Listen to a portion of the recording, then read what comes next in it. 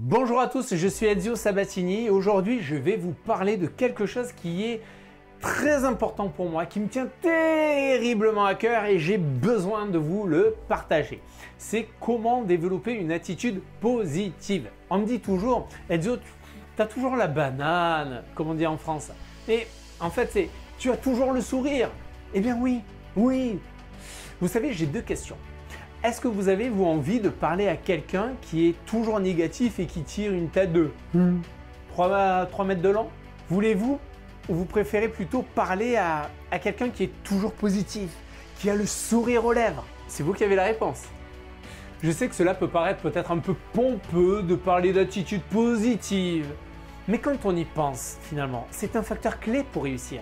Les personnes qui réussissent ont une attitude qui est positive et voient d'ailleurs le monde comme une opportunité plutôt que comme une menace. Elles sont optimistes, elles croient en elles-mêmes, elles n'hésitent pas à agir lorsqu'elles ont une bonne idée ou une opportunité qui se présente. Et dans cette vidéo justement, je vais vous partager mes conseils pour pouvoir cultiver une attitude positive et bien sûr c'est juste après ça. La plupart des gens cherchent à fuir leur vie, se sentent bloqués dans une situation qui ne leur convient pas et cherchent la meilleure méthode, la solution pour changer, pour reprendre le cours de leur vie et la vivre au lieu de la subir. Vous aussi, vous désirez changer, développer votre carrière, stimuler vos affaires, structurer vos finances, élargir vos relations et améliorer votre quotidien? Si vous vous posez ces questions, il ne vous reste plus qu'à passer massivement à l'action. Mais aujourd'hui, c'est à vous de décider de votre avenir. Êtes-vous réellement prêt à faire les efforts nécessaires pour changer de vie, à vous surpasser et à tenir bon? Si c'est le cas, l'équipe de No Statu Quo est là pour vous donner les clés, les stratégies et l'accompagnement dont vous avez besoin pour vivre la vie que vous méritez vraiment. Et c'est maintenant que ça commence, avec Ezio Sabatini, fondateur de No Statu Quo.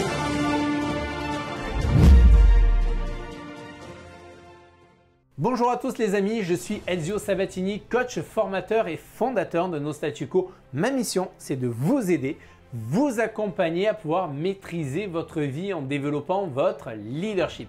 Et quand on parle d'ailleurs de leadership, on parle également bien sûr des grands leaders qui manifestent un état d'esprit ultra positif. Je vais vous aider d'ailleurs aujourd'hui à défier le statu quo pour pouvoir combler l'écart entre là où vous êtes et là où vous voulez être, que ce soit dans le domaine de la vie privée, vos affaires et bien sûr votre business. Sachez que je suis fier et vraiment heureux de pouvoir vous fournir tous les jours des contenus gratuits, que ce soit sur YouTube, sur Facebook, sur LinkedIn et bien sûr aussi sur notre site internet nostatuquo.com. Je vous mets d'ailleurs les liens en bas dans le descriptif de la vidéo.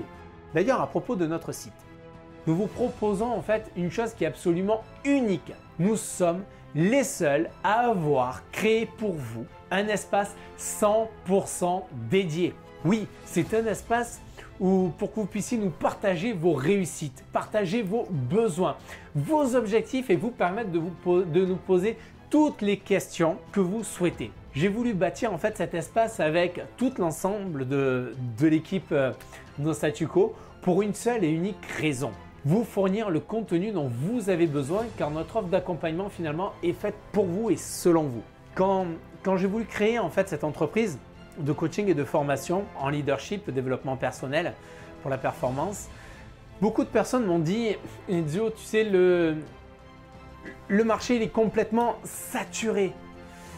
Tu vas pas y arriver, ça va être difficile. » Déjà, tu vas pas y arriver, c'est une notion de « Ah, ça c'est pas pour moi. Parce que si je le veux, je peux y arriver. » Par contre, le marché est saturé, oui, effectivement, le marché est saturé. Sauf que quand je regarde en fait l'ensemble des offres, je remarque qu'il y a beaucoup de formations qui sont apportées. Mais combien de formations vont vraiment être utilisées, vont vraiment être créées en fonction des besoins des personnes qui sont intéressées par ces domaines-là, qui rencontrent des difficultés. C'est ce que j'ai voulu faire et mettre à votre disposition justement à tout moment. Donc vous pouvez y aller, remplir sur votre espace justement ce dont vous avez besoin, les différents défis que vous pouvez rencontrer, bien sûr nous partager vos réussites. Nous allons d'ailleurs prochainement vous fournir des formations qui vont être absolument inédites, pour que vous puissiez passer à votre niveau supérieur en fonction de vos besoins. Je vous en parlerai plus tard bien sûr, et si vous ne voulez rien louper en attendant, abonnez-vous à la chaîne là en vous inscrivant juste en bas, et bien sûr vous pouvez aussi vous inscrire à notre newsletter sur le site dont je vous rappelle l'adresse nostatuco.com. Alors, la question. Comment pouvons-nous prendre le contrôle de nos émotions? Vous savez, finalement, comment prendre le contrôle de notre vie? Eh bien, en développant une attitude positive.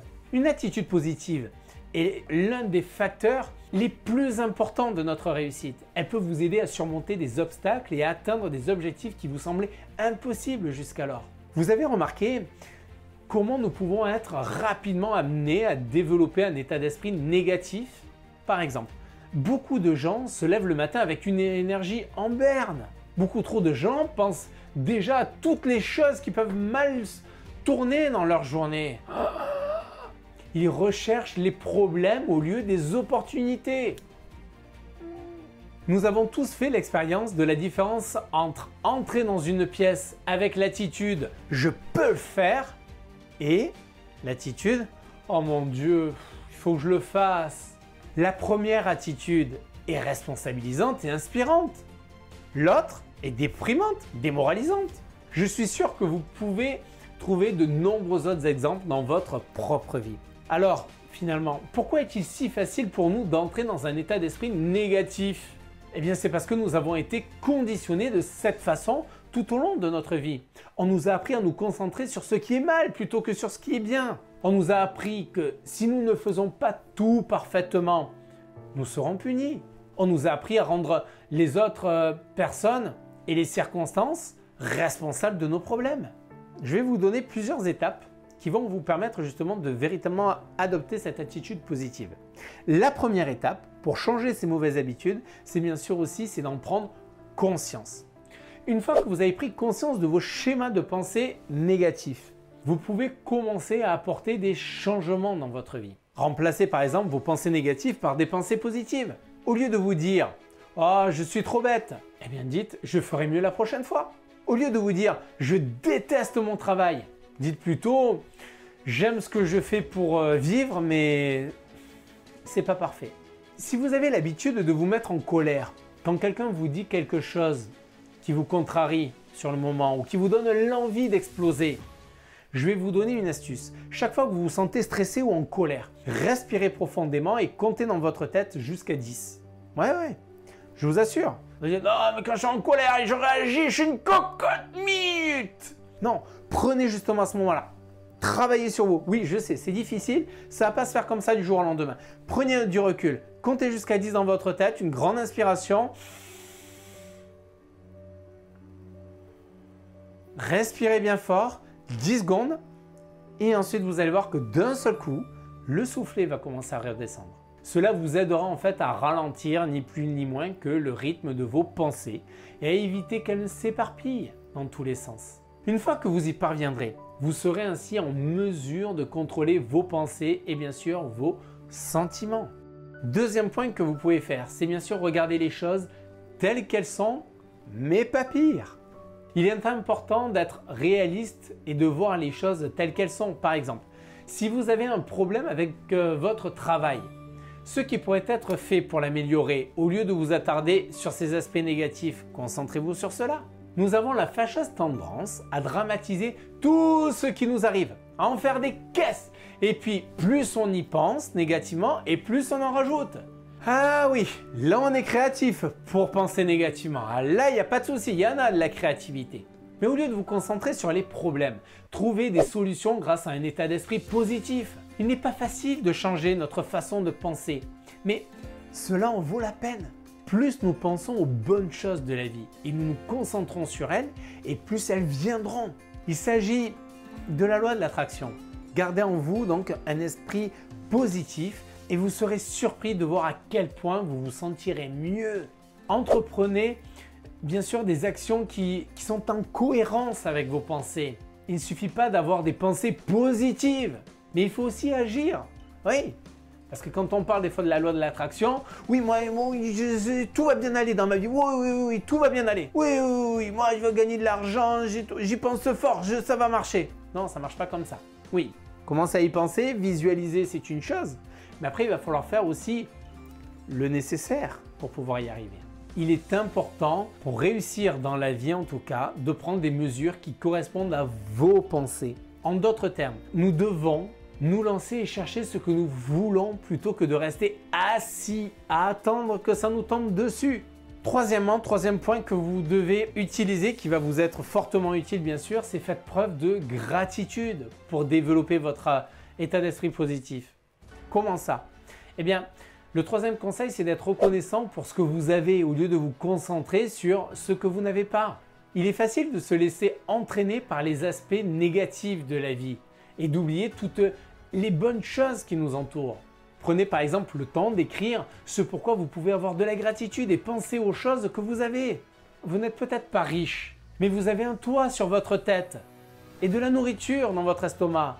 Vous n'êtes peut-être pas en bonne santé, mais vous êtes en vie et vous pouvez profiter de la vie.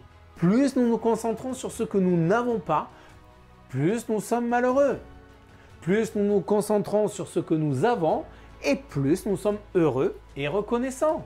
Si vous avez une opinion négative de vous-même ou de votre vie, pensez d'ailleurs à toutes les bonnes choses qu'elle contient et réalisez à ce moment-là vos notes personnelles de gratitude que vous avez écrites précédemment. Quatrième point, c'est maintenez votre cap. Ne laissez pas les revers de la vie vous décourager. Au contraire, concentrez-vous sur ce que vous attendez de la vie et établissez un plan pour y parvenir. N'oubliez pas que chaque problème est une occasion d'apprendre quelque chose de nouveau. Lorsque nous sommes, par exemple, confrontés à une situation difficile, eh bien, il est facile de s'énerver, d'abandonner. Mais lorsque nous regardons le problème sous un autre angle, nous pouvons nous rendre compte de ce qui nous a rapprochés de nos objectifs. N'abandonnez pas vos rêves. Il est facile de se laisser distraire par d'autres choses qui semblent plus importantes. Mais vous devez toujours vous rappeler pourquoi vous avez commencé à faire ce que vous faites. Cinquième point maintenant, c'est décider de voir votre verre de la vie à moitié plein plutôt qu'à moitié vide. Nous avons tous des problèmes et des défis à relever, bien sûr, mais nous pouvons choisir de les regarder d'une manière différente.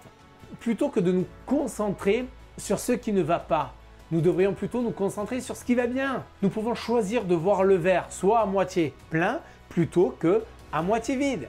Nous avons le pouvoir de décision sur comment nous allons voir les choses. Nous pouvons choisir d'être heureux même lorsque les choses vont mal. Et nous pouvons également choisir de considérer nos défis comme des opportunités de croissance et d'apprentissage, plutôt que comme de simples obstacles sur notre chemin. Les amis, j'espère en tout cas que dans cette vidéo, je vous ai donné une nouvelle perspective sur la vie grâce au développement de la pensée, d'une attitude positive. Certaines des stratégies dont nous avons parlé peuvent être faciles à mettre en œuvre, oui bien sûr, comme décider de voir le verre de la vie à moitié plein. D'autres, comme par exemple prendre conscience de ses mauvaises habitudes et voir les choses telles qu'elles sont, mais pas pire, demanderont peut-être plus de travail de votre côté. Mais croyez-moi, elles en valent vraiment la peine. Faites un effort conscient pour adopter une attitude positive. Cela peut avoir un effet profond sur la façon dont vous vous sentez et dont vous vivez votre vie. Qu'en pensez-vous? Quel est votre plus grand défi lorsqu'il s'agit d'adopter une attitude positive? Et qu'est-ce qui a fonctionné pour vous pour y parvenir? Dites-le moi là, en bas dans les commentaires, j'ai hâte de vous lire. Mettez-le là dans les commentaires ou bien sûr sur notre site nostatuco.com également, notamment dans votre espace dédié dont je vous mets le lien en bas dans le descriptif. En attendant de vous lire, je vous dis à très bientôt. Bye bye les amis.